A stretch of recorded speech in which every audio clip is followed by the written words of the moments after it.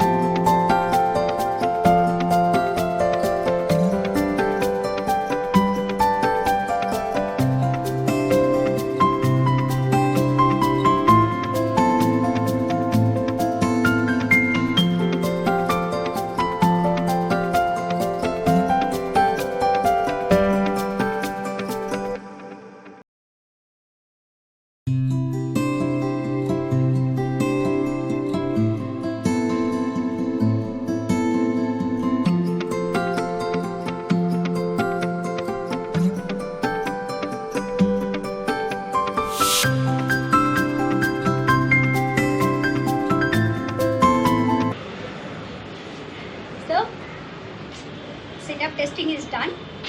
আরও কিছু ইকুইপমেন্ট আছে, যেমন এইগুলো হচ্ছে ওই ভেতর থেকে সেট করা হয় এর ছাদটাকে ওপরের দিকে তোলার জন্য। আর আরও কিছু ইকুইপমেন্ট আছে, কিছু হুকস আছে, যেগুলো দিয়ে মেনলি ওই চারটে যে কোণা আছে সেই চারটে কোণার সঙ্গে সেট করে মাটির সঙ্গে গেঁথে দেওয়া হয়, যাতে শক্তপোক্তভাবে ওটা গেঁথে থাকে।